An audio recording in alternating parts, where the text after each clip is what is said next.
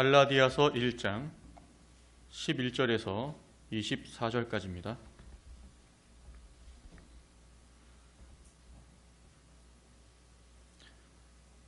한 절씩 교독하겠습니다. 11절. 형제들아, 내가 너희에게 알게 하노니 내가 전한 복음이 사람의 뜻을 따라 된 것이 아니라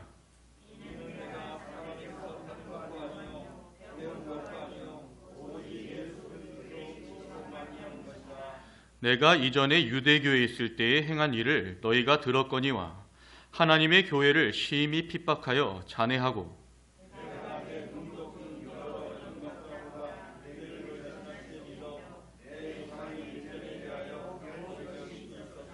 그러나 내 어머니의 태로부터 나를 택정하시고 은혜로 나를 부르신 이가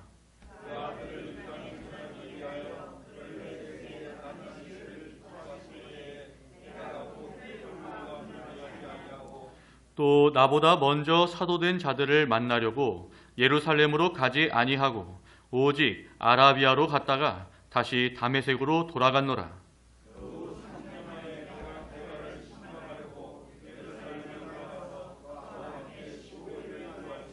주의 형제 야고보 외에 다른 사도들을 보지 못하였노라.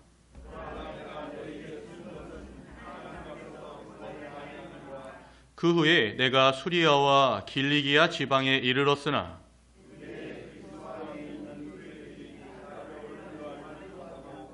다만 우리를 핍박하던 자가 전에 잔해하던 그 믿음을 지금 전한다 함을 듣고 나로 말미암아 영광을 하나님께 돌리니라. 아멘. 증거할 말씀의 제목은 복음 계시와 전파, 복음 계시와 전파입니다. 우리 주일학교 공과에 나온 대로 대지는 두 개로 정해져 있는데요. 11절로 17절은 복음은 성부 성자로부터 받은 계시, 복음은 성부 성자로부터 받은 계시. 그리고 둘째 대지는 18절로 24절인데 복음 전파 이렇게 되어 있습니다. 본문에는 바울이 전하고 있는 복음과 또 바울 자신의 사도직에 대한 자기 변호의 내용이 나와 있습니다. 본문에 들어가기에 앞서서 바울이 왜 복음과 사도직에 대해서 변호하려고 하는지 간단히 말씀드리겠습니다.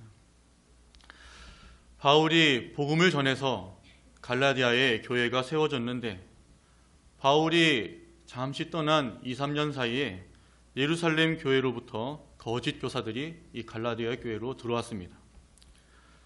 그들은 이방인들이 이 하나님의 백성이 된 것에 대해서 기뻐하며 놀라워하면서 바울이 전한 복음은 부족하고 반드시 할례를 받아야 구원받을 수 있다라면서 다른 복음을 전했습니다. 아마 이렇게 전했을 것입니다. 여러분, 바울 선생님이 가르친 복음이 틀린 말은 아닌데 그것만으로 다 되는 건 아닙니다. 우리가 온 예루살렘 교회에 가보면 하나님께서 오래전부터 가르쳐 주시고 또 전해 내려온 중요한 율법의 규례들이 있습니다. 그 율법에 따르면 하나님의 백성이 되는 가장 중요한 표식이 할례 받는 것입니다. 할례를 받아야 진짜 하나님의 자녀가 되는 것입니다. 유대에 있는 본교회에 있는 모든 성도들은 다 할례를 받았습니다. 그러니까 여러분들도 할례를 받고 진짜 하나님의 백성이 되기를 바랍니다. 이렇게 말하니까 그 이야기를 들은 갈라디아 성도들이 바울의 말보다 이 사람들의 말이 더 설득력이 있고 더 논리적이라고 생각을 한 것입니다. 그러면 그렇지 어떻게 믿음으로만 구원을 받을 수 있다는 거냐. 내가 지은 죄가 얼마나 많은데 어쩐지 너무 간단하고 단순하더라. 바울이 눈도 막 깜빡깜빡 거리고 생긴 것도 별로고 별로 마음에 안 들었는데 우리한테 잘못된 걸 알려줬구만. 그리고 진짜 사도는 예수님의 제자들이지 자기가 무슨 사도라고. 예루살렘 본교회에서 오신 이분들이 훨씬 믿을만하다. 이렇게 생각을 한 것입니다. 그래서 이 소식을 들은 바울이 갈라디아 교회에 편지를 쓰고 있습니다. 11절 보겠습니다. 형제들아, 내가 너희에게 알게 하노니 내가 전한 복음이 사람의 뜻을 따라 된 것이 아니라. 처음에 형제들아 이렇게 부릅니다. 따뜻하고 정감 있고 사랑이 담긴 호칭으로 형제들아, 살아가는 형제들아, 보고 싶고 만나고 싶은 형제들아 이렇게 부르고 있습니다. 근데 지금 바울이 갈라디아서를 쓰고 있는 당시의 이 교인들은 다른 복음으로 인해서 바울을 배신할 위기에 처해 있었습니다. 이 사도 바울의 입장에서 보면 이 갈라디아 교인들이 예수를 믿음으로만 구원받는다는 바른 복음을 저버리고 할례를 받아야 구원받는다라는 이 다른 복음을 받아들인 것, 이것이 안타까운 일이고 또 그것을 넘어서 화가 날 수도 있는 상황입니다. 사도 바울이 갈라디아의 복음을 전할 때 목숨을 걸고 전했습니다. 모든 열과 성을 다해서 최선을 다해서 복음을 전했는데 자기가 전한 이 바른 복음은 다 제쳐져 버리고 유대에서 올라온 거짓 교사들의 다른 복음에 넘어가서 흔들려 버리는 걸 보고 괘씸하게 생각할 수도 있었습니다. 하지만 바울은 따뜻하고 정과 사랑이 담긴 호칭으로 형제들아 이렇게 갈라디아 성도들을 부르고 있는 것입니다. 이것이 복음 전하는 자가 가져야 될 중요한 태도입니다. 목숨 걸고 모든 열정을 다해서 구원의 복음을 전했건만 말도 안 되는 다른 복음에 흔들려 버리는 성도들을 보고 화가 날 수도 있는 상황이었지만 바울은 오직 그리스도의 복음만 바르게 전하야겠다 하는 한 가지 목적을 갖고 그들을 사랑의 호칭으로 형제들아 이렇게 부른 것입니다. 우리도 누군가에게 복음을 전해봤습니다. 오랜 시간 공들여서 복음을 전할 때 알아듣는 것 같고 또 믿는다고 말도 하고 내가 교회에 꼭 나가겠다고 약속까지 했는데 나오지 않고 또 물어보면 안 믿는다고 그러고 모르겠다고 그러고, 그럴 때 그런 경험을 했을 때 우리의 마음이 어땠습니까? 속상하고 화도 나고 날 가지고 노는 거냐, 그런 생각이 들 때도 있었을 것입니다. 그때 우리는 바울과 같이 사랑의 마음으로 따뜻한 심정으로 전도 대상자들을 대해야 될 것입니다. 감정에 치우쳐서 복음 전하는 일을 그르쳐서는 안 됩니다. 또 주일학교 반사님들은 아이들을 가르치기 전에 며칠 동안 본문을 열심히 읽고 또 주석도 보고 강해서도 보고 또 물어도 보고 해서 힘들게 연구해서 말씀을 준비하는데 그것을 가르치는데 가르치고 나서 물어보면 모르겠다고 그러고 하나도 모르겠다고 그러고 들을 때 자세도 안 좋고 할 때 미워하는 마음, 화나는 마음 가져서는 안 되고 그저 사랑의 마음으로 바울이 갈라디아 교인들에게 형제들아 부른 것처럼 아이들을 대해야 될 것입니다. 11절 12절 다시 보면 형제들아 내가 너희에게 알게 하노니 내가 전한 복음이 사람의 뜻을 따라 된 것이 아니라 이는 내가 사람에게서 받은 것도 아니요 배운 것도 아니요 오직 예수 그리스도의 계시로 말미암은 것이라. 내가 전한 복음이 사람의 뜻을 따라 된 것이 아니다. 이는 내가 사람에게서 받은 것이 아니다. 사람에게서 배운 것도 아니다. 사람의 뜻, 사람에게서 받은 것, 사람에게서 배운 것이 아니라고 강조해서 말을 하고 있습니다. 그 12절 그 끝에 나온 대로 내가 전하는 이 복음이 예수 그리스도의 계시로 말미암은 것이다. 궁극적으로는 이걸 말하고 싶은 것이지만 또 하나 말하고 싶은 것은 내가 전하는 복음은 사람에게서 받은 것이 아니다. 이것을 강조해서 말하고 싶은 것입니다. 기독교 진리, 기독교 복음 이거 말고 다른 종교들은 보통 사람들이 고안하고 착안하고 깨달은 것을 집대성에서 교리로 만든 것들입니다. 그래서 다른 종교들은 더 많이 깨달은 사람이 종교적으로 성공한 사람이라고 존경을 받습니다. 우리나라의 생불, 살아있는 부처님이라고 불렸던 분이 계신데요. 성철 스님이라고 아시죠? 그분이 하신 말 중에 가장 유명한 말이 뭡니까? 산은 산이고 물은 물이로다. 이게 그 성철 스님이 한 말 중에 제일 유명한 말입니다. 일평생 병면수행하면서 도를 닦아서 깨달은 게 바로 이거였습니다. 불교의 깨달음의 끝은 결국 무이고 공입니다. 결국 내가 아무것도 아니라는 것을 깨닫기 위해서 일평생 수련하고 공부를 하는 것입니다.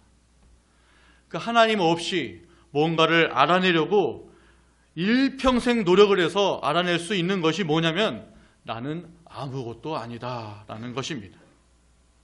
하나님께서 사람을 만드셨을 때 사람을 어떻게 설계하셨냐면 하나님 안에서 행복하고 하나님 안에서 평안하도록 만드셨습니다. 그런데 에덴 동산에 죄가 들어오고 사람의 영이 죽어버려서 하나님과 관계가 끊어져 버려서 하나님을 알지 못하는 상태가 돼버렸습니다. 영이 죽어 하나님과 관계가 끊어지고 하나님을 알지 못하는 상태가 됐지만 그 창조의 흔적이 조금 남아서 어떤 절대적인 존재와 영원한 것을 찾으려는 것이 사람에게 있게 되었습니다. 그래서 사람 나름대로 영원한 길이 무언가, 영원한 생명 어떻게 얻는 건가, 절대자는 누군가, 이것을 더듬더듬거리면서 찾아서 만든 것, 그것이 기독교 말고 다른 종교들인 것입니다. 기독교 외에 다른 모든 종교는 인간이 깨닫고 생각해낸 것에 불과합니다. 근데 사도 바울이 전한 복음, 내가 전한 이 복음은 인간이 깨닫고 생각해낸 것이 아니다, 이것을 힘주어서 말하고 싶은 것입니다. 이런 것과는 차원이 다른 거다, 이거를 말하고 싶은 것입니다. 12절 다시 보면 이는 내가 사람에게서 받은 것도 아니요 배운 것도 아니요 오직 예수 그리스도의 계시로 말미암은 것이라. 내가 전하는 복음, 사람이 깨닫고 생각한 것이 아니다. 사람이 연구해서 발견한 것이 아니다. 오직 예수 그리스도의 계시로 말미암은 것이다. 이렇게 힘주어서 말하고 있는 것입니다. 로마서 16장 25절을 보면 바울이 이런 말을 합니다. 나의 복음과 예수 그리스도를 전파함은, 그리스도의 계시를 통해 받은 복음에 대해서 사도 바울은 나의 복음이다 라고 말합니다. 내가 고안해낸 복음이다 라는 뜻에서 나의 복음이라고 한 것이 아니고 내가 예수 그리스도께로부터 직접 받은 복음이다. 예수님이 다른 이가 아닌 나에게 직접 계시해 주신 것이다 라는 뜻에서 나의 복음이라고 말한 것입니다. 남이 알려준 게 아니고 다른 사도가 알려준 것이 아니고 다른 누구에게 배운 것이 아니고 또 나 스스로 깨달은 것도 아니고 오직 예수님께서 계시로서 직접 알려주신 것이 내가 전하는 복음이다, 이렇게 말하는 것입니다. 그런데 사도 바울이 어디서 계시를 받았습니까? 어디서 예수님의 계시를 받았습니까? 사도 바울이 예수님을 처음 만난 곳은 어디였습니까? 사도 바울이 다메섹으로 가다가 예수님을 만났습니다. 그는 예루살렘에 있는 장로들의 영장을 받아서 그리스도인들을 체포하고 핍박하기 위해서 다메섹으로 가는 길이었습니다.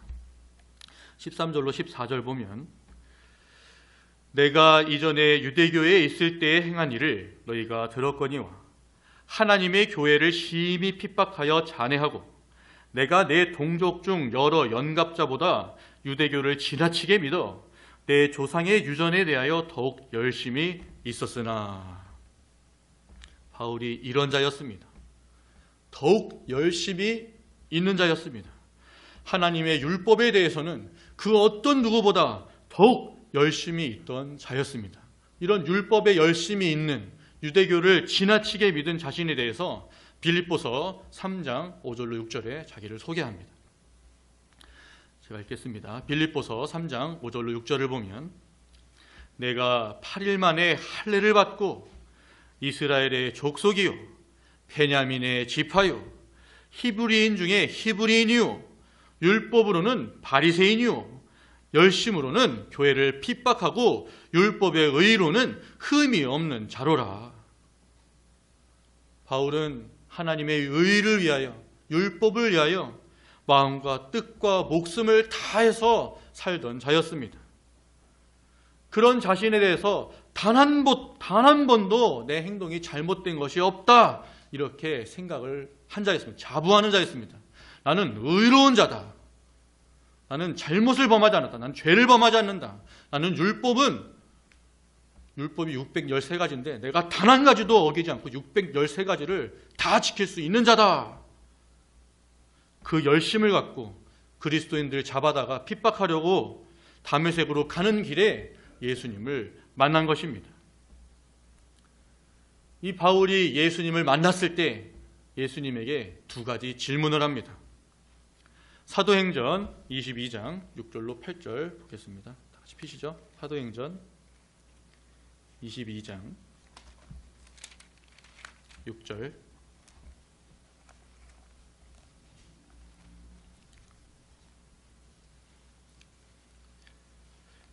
자, 같이 읽겠습니다. 22장 6절 시작. 가는데 다메섹에 가까웠을 때에 오정쯤 되어 호련히 하늘로서 큰 빛이 나를 둘러 비치매 내가 땅에 엎드려져 들으니 소리 있어 가로되 사울아 사울아 내가 왜 나를 핍박하느냐 하시거늘 내가 대답하되 주여 니시니까 하니 가라사대 나는 네가 핍박하는 나사렛 예수라 하시더라. 네. 바울이 예수님을 처음 만났을 때 주여 니시니까, 주님은 누구십니까? 이렇게 물었습니다. 바울은 자신의 행동, 그러니까 지난 과거의 자신의 믿음과 행동이 잘못된 것이라고 단 한 번도 생각한 적이 없었고, 율법에 있어서는 누구보다 열심히 있는 자고 율법의 의로는 흠이 없는 자라고 자부하던 바울이었는데 주님을 만나자마자 주님은 누구십니까? 이렇게 물었습니다. 그때 예수님께서 나는 네가 핍박하는 나사렛 예수다, 이렇게 말씀하십니다. 바울은 전에 나사렛에서 무슨 선한 것이 날 수 있겠나 생각했던 자입니다. 그런 시골 땅에서, 그런 촌구석에서 무슨 메시아가 날 수 있겠나 생각했었습니다. 바울이 기다리던 메시아는 로마의 압제에서 이스라엘을 구원해낼 강력한 왕권을 가진 영웅적인 그런 왕일 줄 알았는데, 나사렛에서, 그런 시골 땅에서, 촌동네에서 난 청년 예수가 메시아라니, 그것도 율법에서 가장 저주스러운 것으로 여기는 나무에 달려 죽은, 나무 십자가에 달려 죽은 예수가 어떻게 이런 자가 메시아일 수가 있겠나, 이렇게 생각을 했었습니다. 그랬기 때문에 예수님을 믿는 자들에 대해서 혐오하고 미개한 자들로 여기고 이단 사이비로 여기고, 이런 자들은 다 잡아서 옥에 가두어 버리고 죽여버리는 것이 하나님에 대해서 열심을 내는 거고 하나님을 기쁘시게 해드리는 일일 것이다, 이렇게 생각을 했는데, 그 나사렛 예수님이 자기에게 나타나셔서 내가 바로 나사렛 예수다, 이렇게 계시를 해 주신 것입니다. 얼마나 놀랐을까요? 완전히 자기가 무너져 버렸을 것입니다. 그리고 바울은 예수님에게 두 번째 질문을 합니다. 제가 읽겠습니다. 사도행전 22장 10절을 보면 내가 가로되 주여 무엇을 하리이까? 주께서 가라사대 일어나 다메섹으로 들어가라. 정한 바 너의 모든 행할 것을 거기서 누가 이르리라 하시거늘. 주여 무엇을 하리이까? 제가 무엇을 해야 되겠습니까? 바울은 지금 뭔가를 하고 있었습니다. 하나님에 대한 열심을 품고 율법에 대한 열심을 품고 그리스도인들을 잡아다가 핍박하려는 목적으로 다메섹으로 가고 있었습니다. 그랬던 그가 주님을 만나고 주님은 누구십니까? 이렇게 물었고, 주님이 바로 나사렛 예수님이라는 것을 듣고 나서, 믿고 나서 그러면 이제 제가 무엇을 해야 되겠습니까? 이렇게 묻고 있습니다. 이제 제가 무엇을 할까요? 이렇게 물은 것은 지금까지 자기가 했던 모든 일들을 다 부인하는 말입니다. 지금까지 남보다 더 큰 열심을 갖고 사명감을 갖고 충성심으로 치열하게 하나님과 말씀을 위해서 살았다고 자부하고 있었는데 그동안 내가 했던 모든 일들이 다 헛된 것이었구나, 배설물과 같은 것이었구나 하는 것을 깨달은 것입니다. 우리가 하는 모든 일들, 열심들, 노력들, 봉사들, 그리고 우리의 인생, 이것이 주님을 발견하지 않는 상태에서 이루어진 것들은 모두가 다 헛된 것입니다. 요즘에 100세 시대를 맞이해서 인생은 60부터다 이런 말이 있습니다.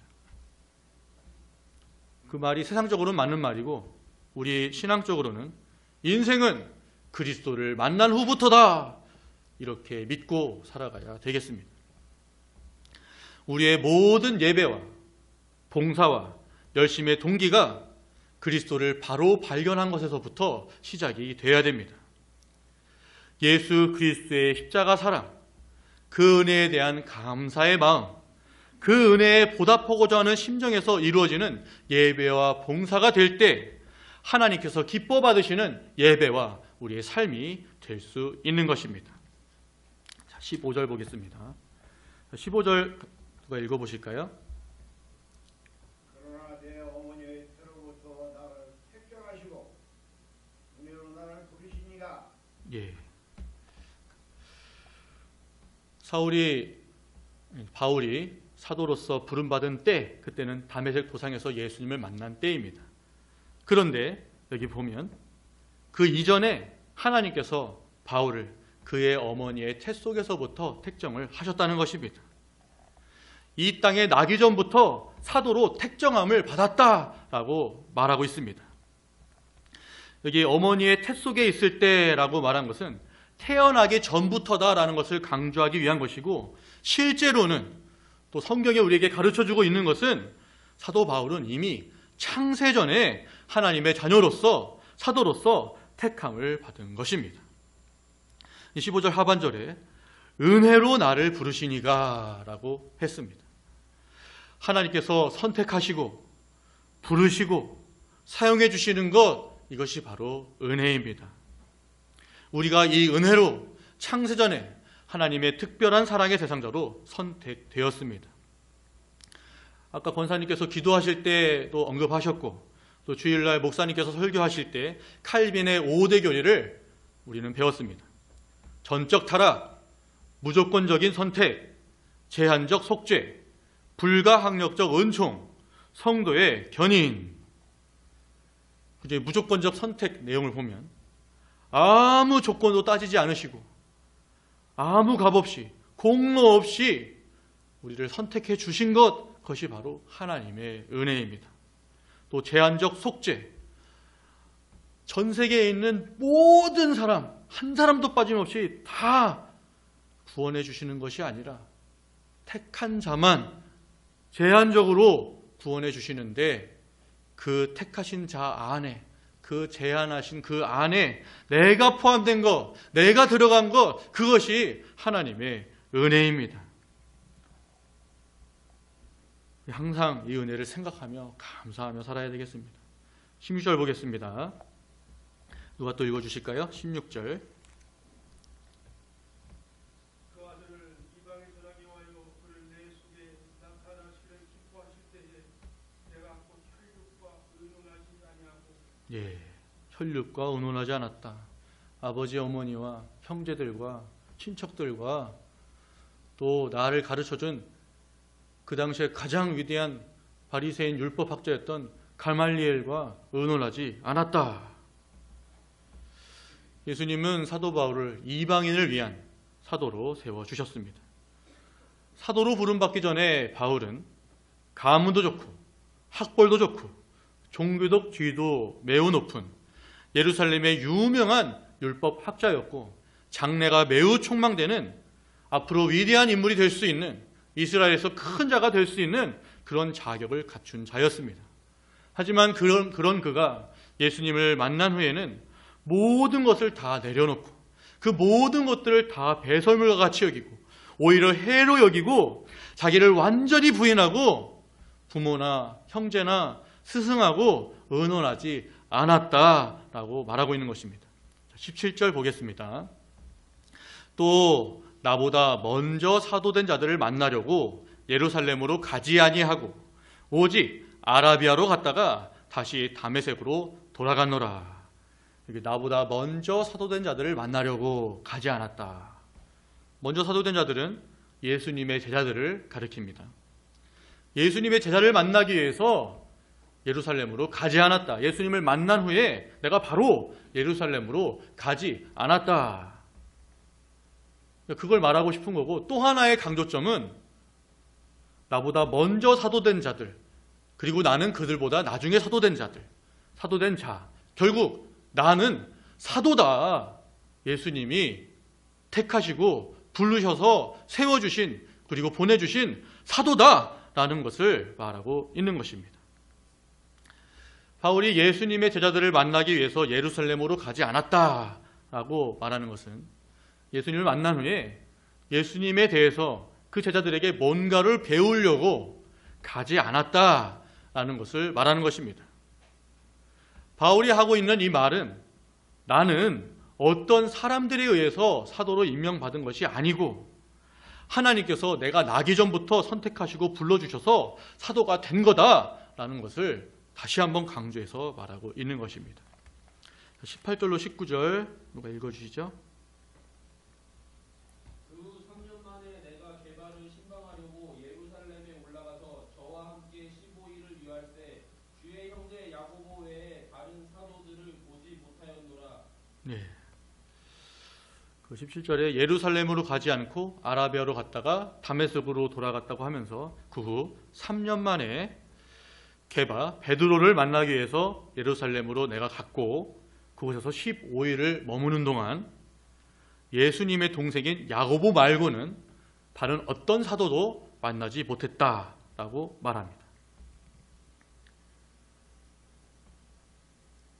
내가 예수님을 만난 후 3년이라는 시간이 지났고 그제서야 예루살렘을 간 것은 베드로와 교제하기 위해서, 오직 베드로와 교제하기 위해서 갔던 거고, 내가 거기서 불과 2주 15일밖에 안 머물렀고 그 15일 동안 베드로, 야고보 이 두 사람만 만났다. 내가 예수님의 다른 제자들에게 뭘 배워서 사도가 된 게 아니다.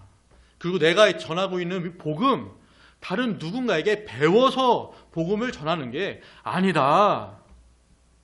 이 바울이 전하고 있는 복음, 누군가에게 15일 동안 배워서 전할 수 있는 복음이 아닙니다. 저는 MDB 3년, 그리고 THN, 신학석사 2년, 그래서 신학 공부 5년 했는데요. 바울이 전한 이 복음 못 전합니다. 5년을 공부했어도. 유광희 전도사님 3년째 신학교에서 공부하고 있습니다. 3년을 공부해도 이 바울이 전하는 이런 복음의 정수, 진리, 이 성경을 봐야 전하는 거지 아무것도 보지 않고 이렇게 전할 수 없습니다. 그런데 15일 만에 자기는 예루살렘에 15일밖에 안 머물렀고 거기서 두 사람밖에 안 만났는데 내가 예수 그리스도께서 전하고 또 복음에 대해 전하는 게 누구한테 배워서 할 수 있는 것이 아닌 것입니다. 바울이 전하는 복음, 우리가 성경을 읽어서 알지만 그 어떤 사도들보다도 더 깊은 복음 진리의 진수를 가르치고 있는데 바울보다 더 뛰어난 자가 없는데 어떻게 누군가에게 배워서 가르친다는 것입니까? 바울은 예수님을 통해서 직접 계시받은 내용을 가르치고 있는 것입니다.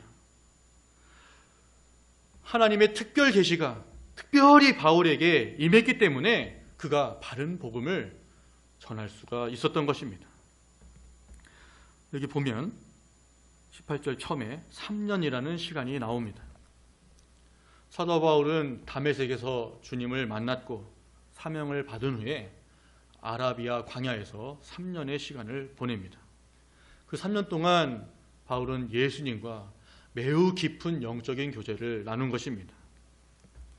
그가 이방인을 위한 사도로서 임명을 받았을 때, 사명을 받았을 때 사람 찾아가지 않고, 사람 의지하지 않고, 사람에게 뭔가 배우려고 하지 않고 가장 먼저 하나님께 나아갔다는 것입니다. 이 아라비아 광야에서 3년 동안 바울은 하나님과 깊은 교제를 나눴고, 그 가운데 하나님의 특별 계시가 바울에게 임한 것입니다. 그래서 주의 일을 맡은, 또 직분을 맡은, 사명을 받은 우리 모두는 주님과 깊은 교제를 나누는 특별한 시간을 자주 가져야 되는 것입니다. 주님께서 맡겨주신 이 일을 감당하기 위해서 우리의 지혜, 우리의 능력, 우리의 달란트, 우리 실력 부족합니다.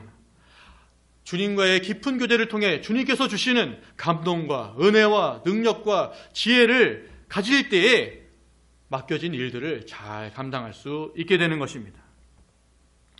여기서 중요한 것은 바울이 3년 동안 하나님과 깊은 교제를 나눌 때 바울이 사도였기 때문에 더욱 특별히 하나님께서 계시해 주셨다는 것입니다.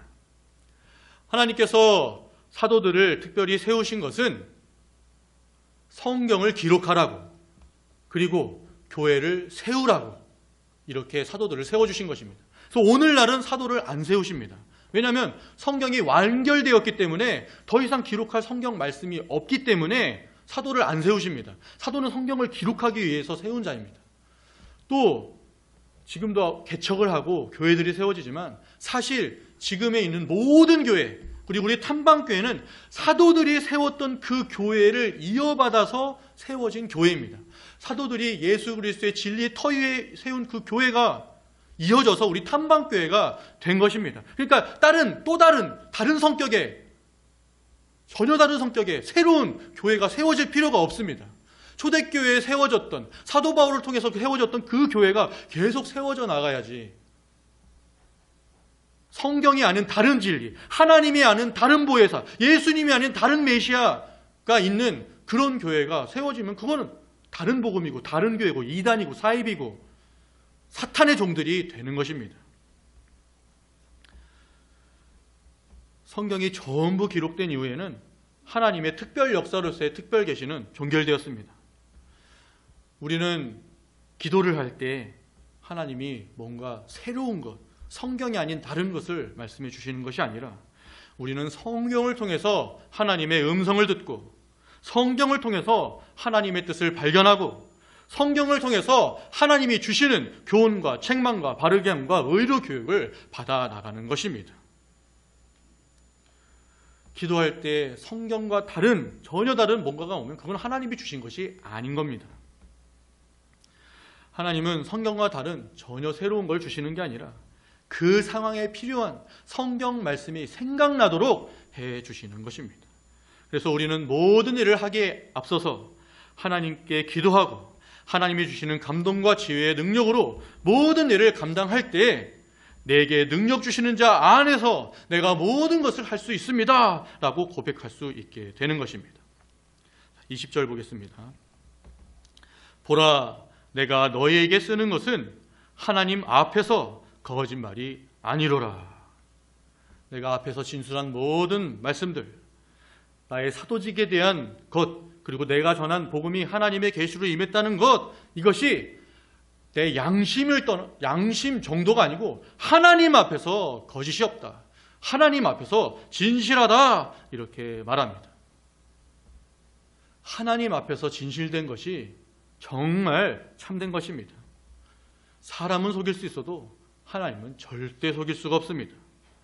하나님은 우리의 중심, 생각, 모든 것들을 다 완전히 감찰하시기 때문에 하나님 앞에 속일 수 없고, 그렇기 때문에 우리는 늘 하나님 앞에서 살아가는 코람데오의 삶, 진실한 삶, 하나님 앞에서 진실한 삶, 다른 사람 눈 속이고 외식해가지고 입에 침도 안 바르고 거짓말하고 미워하면서 좋아하는 척하고 이렇게 거짓된 것이 아니라 진실로 하나님 앞에서 진정으로 하나님께 받은 은혜와 사랑을 생각하면서 사랑해주고 이해해주고 용서해주고 은혜를 베풀면서 살아가는 자가 되어야 되는 것입니다. 21절로 24절 보겠습니다. 그 후에 내가 수리아와 길리기아 지방에 이르렀으나 유대의 그리스도 안에 있는 교회들이 나를 얼굴로 알지 못하고 다만 우리를 핍박하던 자가 전에 잔해하던 그 믿음을 지금 전한다 함을 듣고 나로 말미암아 영광을 하나님께 돌리니라. 바울이 예루살렘에 15일 머물면서 베드로와 야고보를 만난 후에 수리아와 길리기아 지방에 이르렀다라고 했는데, 이거는 뭐 시간 순서대로 일기 쓰듯이 기록한 것은 아닙니다. 그러니까 사도행전에 그 사도 바울이 복음 전한 내용이 나오는데, 이 수리아와 길리기아는 시간이 뒤바뀌어져 있고 또 이 중간중간에 다른 지역도 많이 나옵니다. 그러니까 사도 바울은 내가 여러 지역에 복음을 전했는데 그 중에 수리기아와 길리기아 같은 먼 지역에까지 복음을 들고 나가서 헌신적으로 사역을 했다 하는 것을 말하고 있는 것입니다. 하나님께서 주신 그 사도직을 갖고 그리스도께서 계시하신 그 복음을 들고 내가 먼 지역에까지 이방인들을 위해서 복음을 전했다라고 말하고 있는 것입니다. 당시 이스라엘의 교회들은 사도 바울을 잘 알지는 못했지만 아는 사람들은 알았고 또 모르는 사람들은 몰랐습니다. 그런데 한 가지 알았던 것은 어떻게 생겼는지는 몰라도 전에 교회를 핍박하던 그 자가 주를 만난 후에 복음을 전한다 하는 소식을 듣고 하나님께 영광을 올려드렸다는 것입니다. 사도 바울이 전한 복음이 그리스도의 계시로부터 받은 복음이 아니고 그저 자기가 깨달은 사람에게서 배운 그런 것을 가르쳤었다면, 예수님의 제자들이 전한 복음과 다른 것이었다면 이스라엘 교회들은 하나님께 영광을 올리지 않았을 것입니다. 오히려 자기들을 괴롭히던 자가 이단의 괴수가 됐구나, 이상한 걸 가리키는구나 하고 경계를 했을 것입니다. 하지만 바울이 전한 복음은 바른 복음이었기 때문에, 그리스도의 계시를 통한 받은 복음이었기 때문에 그 소문을 들은 이스라엘 교회들은 기뻐하면서 하나님께 영광을 올려드릴 수 있었던 것입니다. 교회를 박해하던 자가 예수님을 만난 후에 변화되고 또 복음을 전하는 자가 될 때에 교회가 기뻐하고 하나님께 영광이 올려지게 되었습니다. 우리가 다 예수님을 만난 자고 예수님을 믿는 자인데 우리가 변화되어야 되겠습니다. 사도 바울이 변화된 것처럼 우리도 변화되어야 되겠습니다. 또 변화되고 나만 좋은 게 아니라 그리스도께로부터 받은 이 성경 말씀을 통해 받은 이 복음을 나가 전할 때에 하나님께서 기뻐하시고 영광 받아 주신다는 것입니다. 그리고 이 사도 바울 자체가 복음이 진리라는 강력한 증거가 되었습니다. 아니, 열리를 제쳐두고 목숨을 걸고 누구보다 열심을 내서 교회를 핍박하던 그 자가 어떻게 저렇게 180도 바뀔 수가 있다는 것인가? 실성한 건 아닌 것 같은데 참으로 논리적으로 말하고 성경 말씀을 다 들어서 말하고 웬만한 율법학자들보다 율법을 더 많이 알고 성경을 더 많이 아는 자가 성경의 근거를 조목조목 대면서 예수님을 증거할 때에 그것을 들은 많은 자들이 예수님을 믿게 되었습니다. 사도 바울이 핍박자였는데 사도가 되고 전도자가 된 것이 하나님께 영광이 되었고 또 이 바울을 통해서 많은 일이 주님을 영접하게 된 것이 하나님께 영광이 되었습니다.